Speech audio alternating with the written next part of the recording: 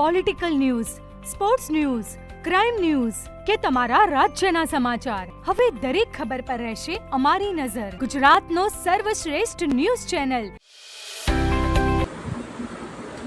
આજરોજ વિશ્વ પર્યાવરણ દિવસ નિમિત્તે ભારત વિકાસ પરિષદ ચાણસ્મા શાખા દ્વારા અબોલ પક્ષીઓના સંરક્ષણ અને પર્યાવરણ જાગૃતિના હેતુસર પાણીના કુંડા તથા માળાઓના વિતરણનો સેવા કેમ્પ યોજવામાં આવ્યો હતો.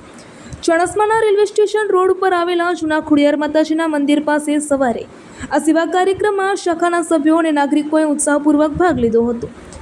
ઉનાળાની કાળઝાળ ગરમીમાં અબોલ પક્ષીઓને પીવાનું પાણી અને રહેઠાણ મળી રહે તે માટે પાણીના કુંડા અને માળાઓનું વિતરણ કરવામાં આવ્યું હતું.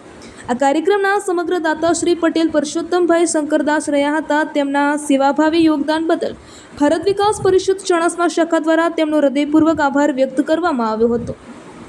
આ પ્રસંગે પરિષદના આગેવાનોએ સેવા પરમો ધર્મના સુવિચારને જીવનમાં ઉતારવાની જરૂરિયાત પર ભાર મૂક્યો હતો. તેમજ વધુમાં વધુ લોકો પર્યાવરણ સંરક્ષણ અને જીવદયાના કાર્યોમાં જોડાય તે માટે અપીલ કરવામાં આવી હતી. આ કાર્યક્રમમાં શાખા પરિવારના સભ્યો, આગેવાનો તથા સ્થાનિક નાગરિકો મોટી સંખ્યામાં ઉપસ્થિત રહ્યા હતા. આજ રોજ પર્યાવરણ દિવસ નિમિત્તે ભારત વિકાસ પરિષદ ચાણસ્મા શાખા દ્વારા પક્ષીઓ માટેના પાણીના કુંડા અને ચકલીના માળાનું વિતરણ કરવામાં આવ્યું. આ કાર્યક્રમના દાતા ભાઈ શ્રી પરસોત્તમભાઈ શંકરદાસ પટેલ, પૂર્વ પ્રમુખ ભારત વિકાસ પરિષદ હતા. આ કાર્યક્રમમાં ઘણા બધા લોકોને કુંડા અને ચકલીના માળાનું વિતરણ કરવામાં આવ્યું. આ પ્રસંગે ભારત વિકાસ પરિષદના પ્રમુખશ્રી, મંત્રીશ્રી, ખજાનચી અને કારોબારીના સભ્યો તથા મહિલા પક્ષના પ્રમુખ શ્રીમતી